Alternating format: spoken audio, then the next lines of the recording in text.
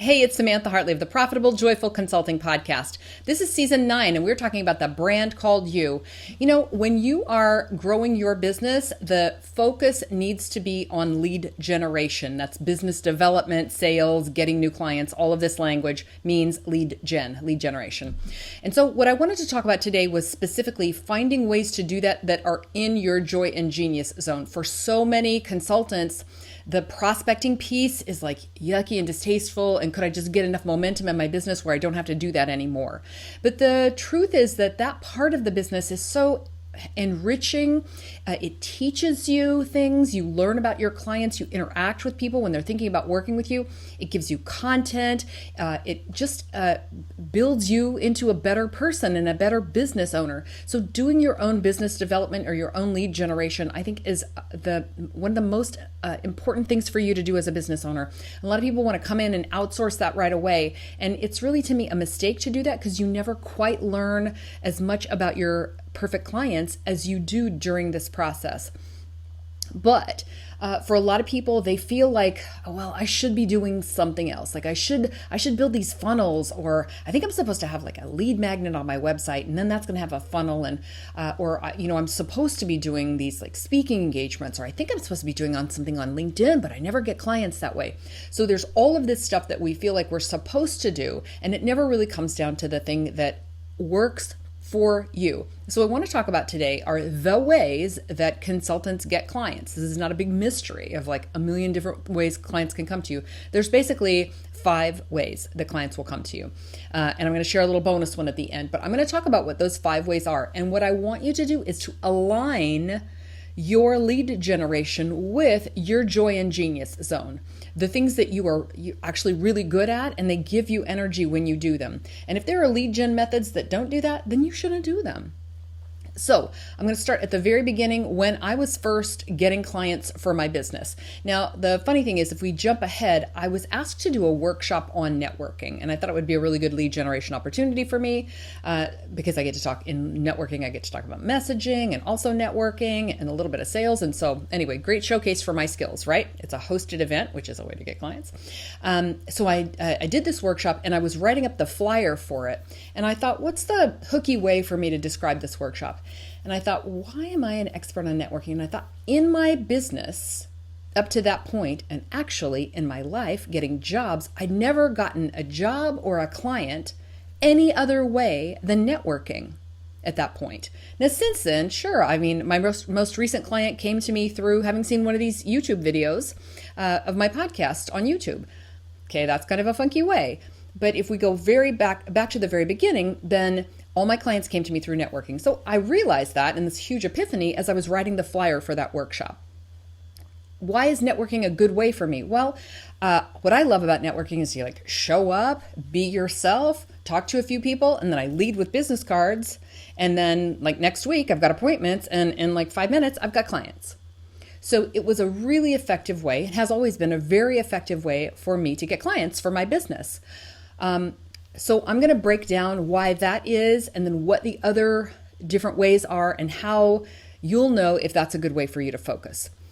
Do we need to look at why it's a good way for you to focus? Because if you hate doing these things, then you're not going to do them, and they're not going to get you clients, right? You have to be able to do these things on an ongoing basis.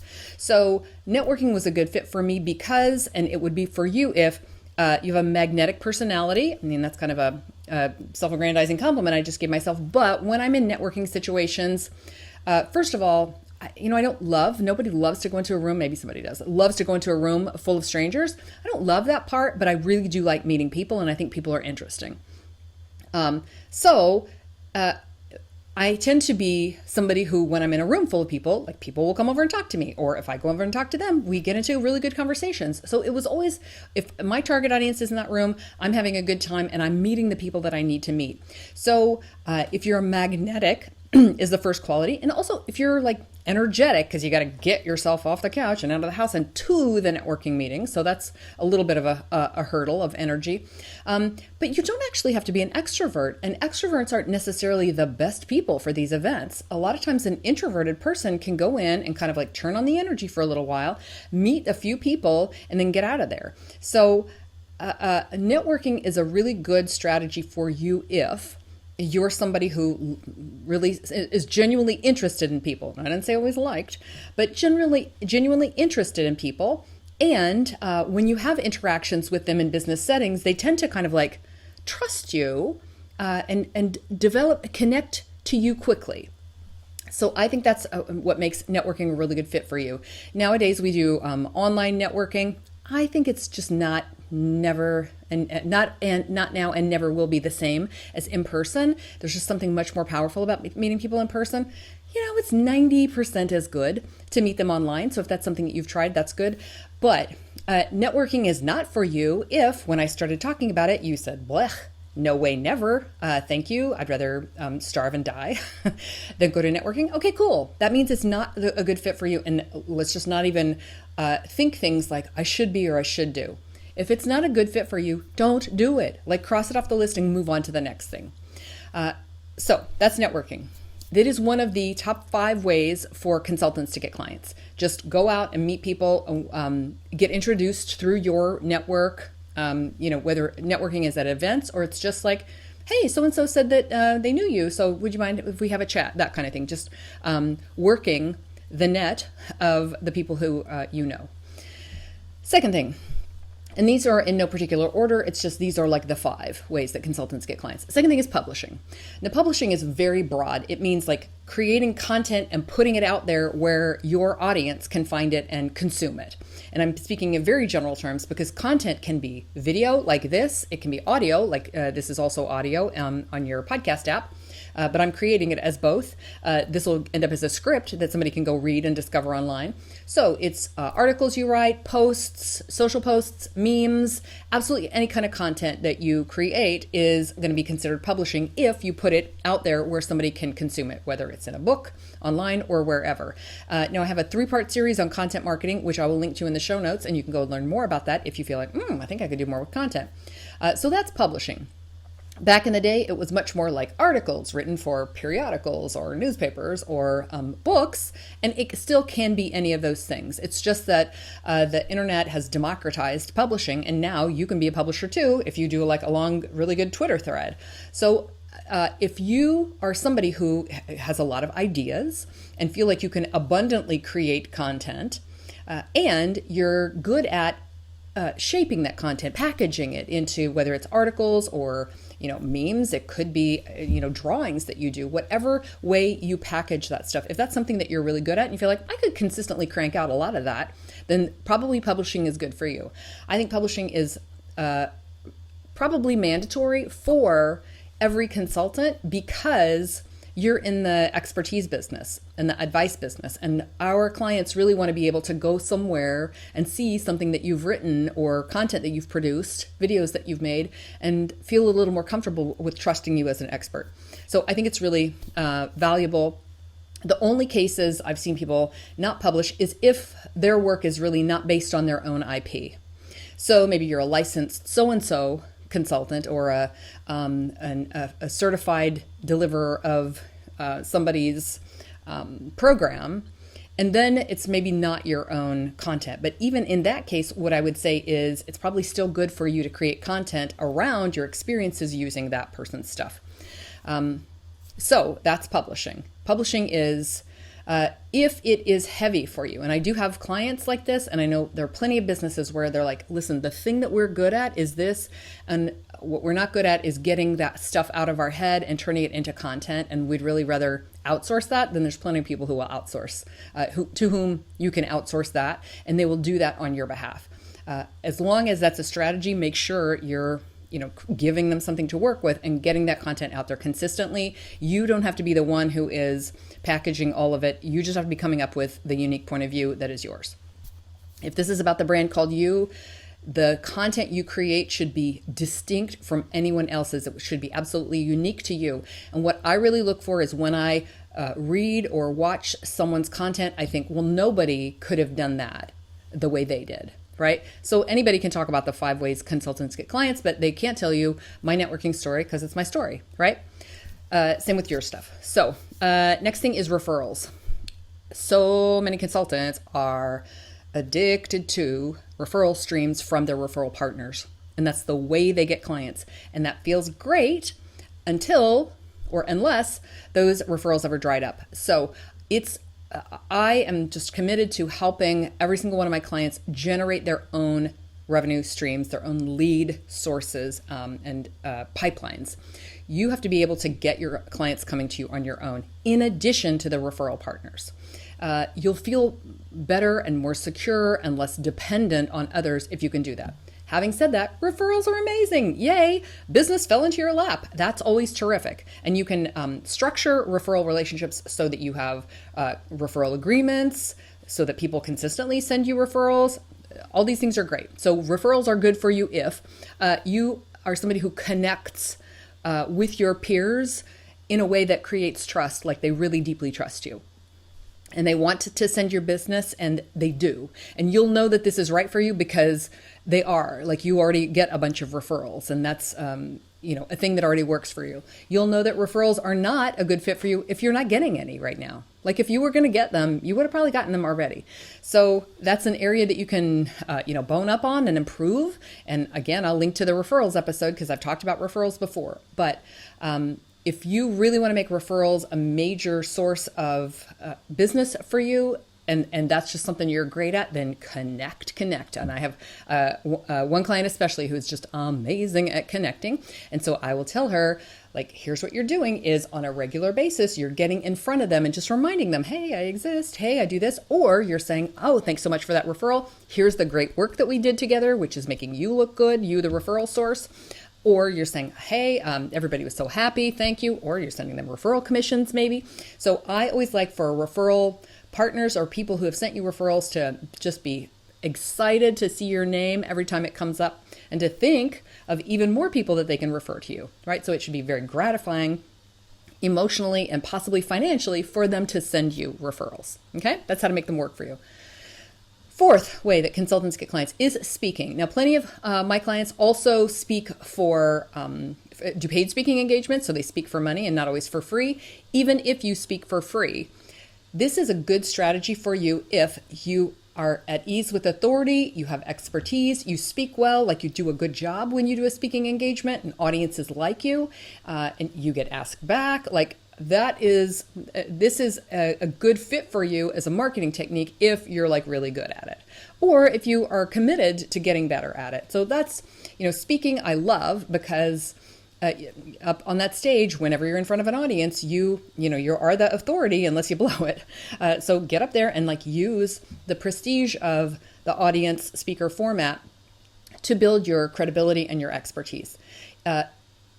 You should have compelling content to share and be able to come up with that and package that in ways that audiences love.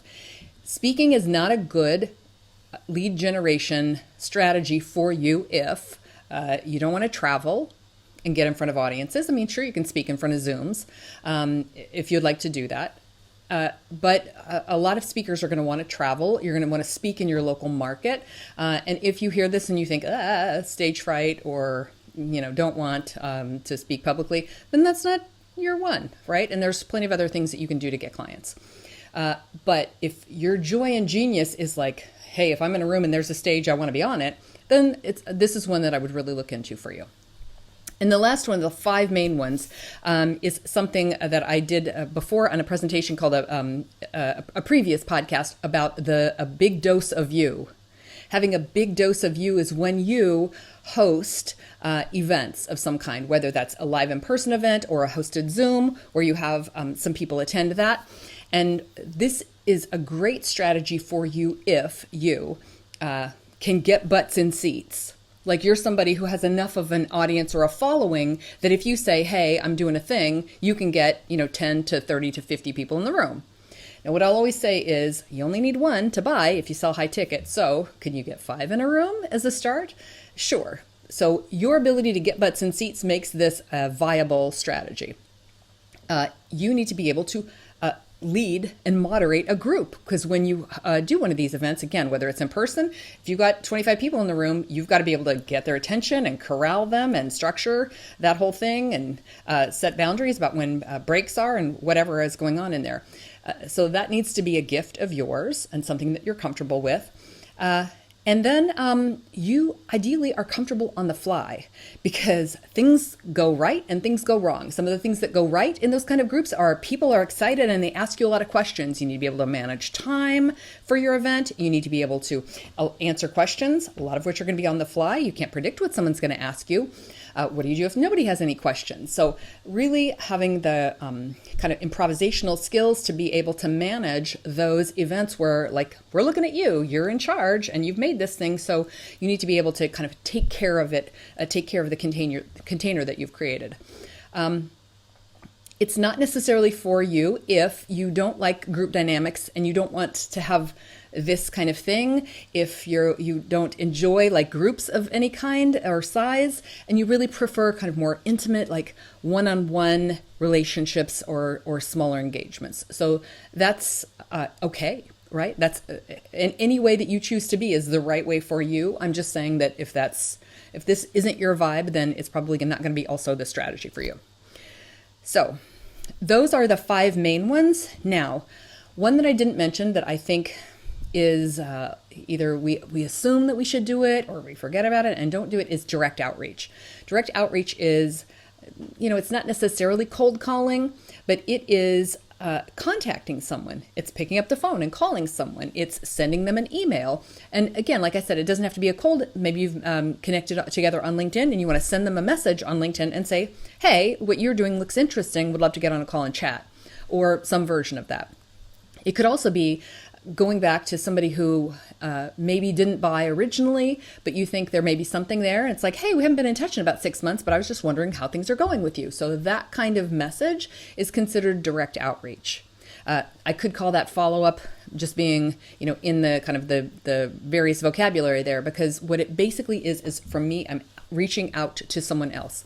So direct outreach really underlies all of these other strategies because it's like we have to get in touch with people in order to make any of these things happen. So let's reflect again on Joy and Genius Zone. Genius Zone are the things that you're amazing at. You might be amazing at speaking, at connecting with other people, at creating content, at following up with somebody, or doing really great work on that your referral sent to you. So look at those things that like, well, my strengths are like these 3 things, right? I really rock at these things.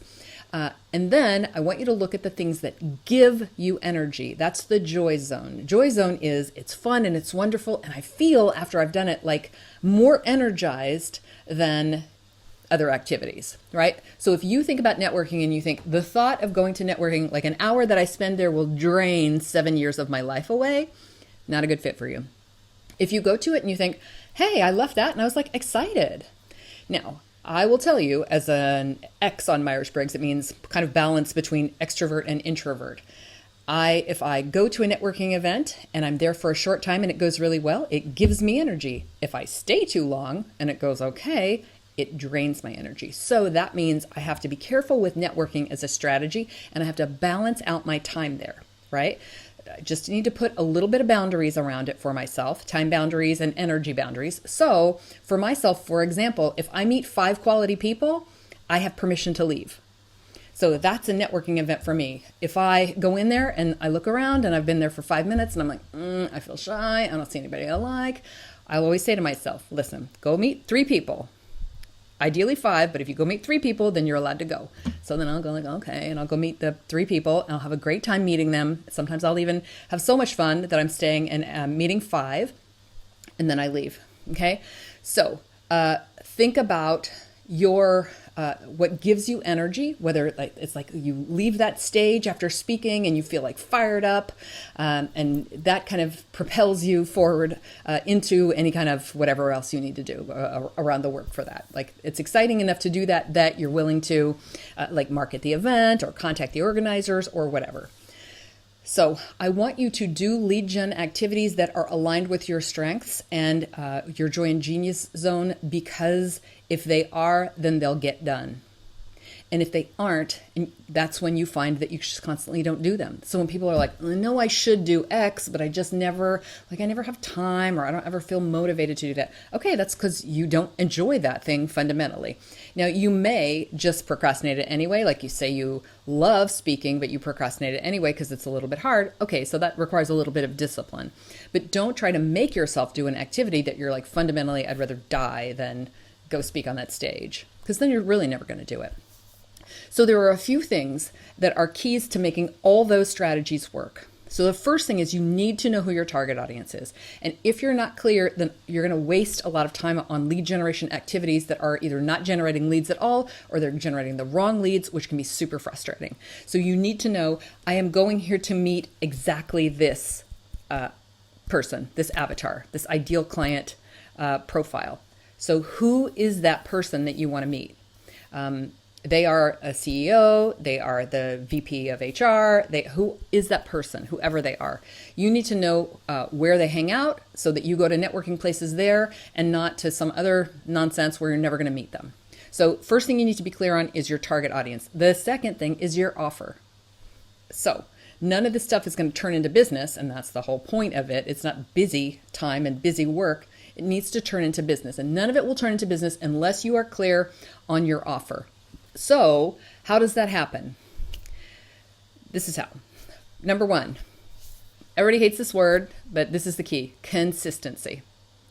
Consistency. You have to do these activities and you have to do them consistently. That means every single week, like clockwork. Could be every single day if it's publishing. Every single whatever time increment, add here. Probably not month. It's probably got to be more frequent than that. This is, again, why it has to be linked to your Joy and Genius Zone, because if you're like, bleh, I don't want to do that, then it's hard enough to do things consistently if you love them, right? Let's say you find a kind of exercise that you love and you're like more likely to do kickboxing. That's me. I'm much more likely to do kickboxing than, I don't know, the body weight push-up thing, let's say, right? So choose the thing that's funner for you, because then you know that you'll do it consistently. That's what we're doing here. We're choosing things that you love and can do consistently. Okay, maybe love was a strong word. So you need to do things consistently. The second thing that you have to do is follow up. Absolutely all of these will go down the drain as wasted effort unless you're following up. So you do that networking event. I leave with those 5 cards I told you, 5 business cards or 5 connections that I've just added to my LinkedIn. When I get back to my office the next day, I have to send the follow-up messages. I have to take the follow-up action, okay? Yes, that's the hard part. That's where the work starts. That's where the discipline is. And to a certain extent, follow-up needs to be in your Joy and Genius Zone. So, for example, if you love chat, but you hate the phone, then send those follow-up messages by chat, by LinkedIn Messenger, by Facebook Messenger, by text. Go ahead and send them up that way. That is your Joy and Genius Zone, and that's going to work for you. It's also ideal if it's theirs as well. If you're a phone person, hop on the phone the next day and give everybody a call, right? Work in your Joy and Genius Zone, etc. for the referrals and speaking and things like that. But let's say you leave a speaking engagement, you manage to get cards from a bunch of people after you spoke who ran up and said, oh my gosh, this was great, contact me. So you've got to follow up with those people. So the follow-up piece is, after all of these things, is what's key, okay? So consistency and follow-up. And then I think it's helpful just to remind ourselves that we need to be other focused when we're doing this. I've been talking about your Joy and Genius Zone, but whatever we're doing, we need to have the what's in it for them message in everything we do. So think about them, put ourselves in their shoes. What do they need? How do we meet them? Like, where are my perfect clients? What are their qualities? How will I recognize them? And what can I say to them in terms of my message, or in terms of the activity that I'm taking, in terms of the content that I'm creating, that is going to interest them? So if you're other focused, you're going to find that all of your work is easier, it's more resonant, and it just gets better results. The key thing with direct outreach that I wanted to mention is you have to be brave. And really, a lot of the things that we're talking about, we just have to be brave at the end of the day.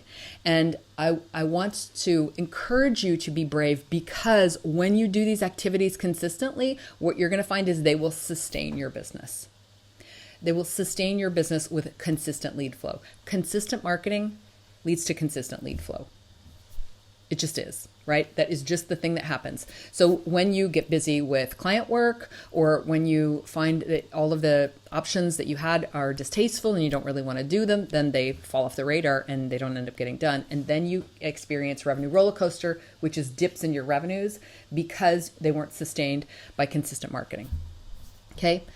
Marketing should not be a thing that you hate to do. It should be as fun as it can possibly be, and based on the things that you're really good at and the things that give you energy. And just think about it. Like, you love your perfect clients. Like, let's go find them, right? Let's do the activities that takes us closer to those perfect clients. Okay. All right. I wish you an easy time doing this. I wish you that you can, by focusing on the things that are special about you, that they will help you to connect to those clients who are searching for you. They're like out there looking for you. They're wishing and hoping and praying that you will end up somewhere in front of them so that you could help them solve the problems and the challenges that you do for your clients. So with that, I will wish you a profitable and joyful consulting business. Thanks for watching. I'd appreciate if you'd like this episode, and if you enjoyed the show, why not subscribe? Be sure to click the bell to get notified when new episodes drop.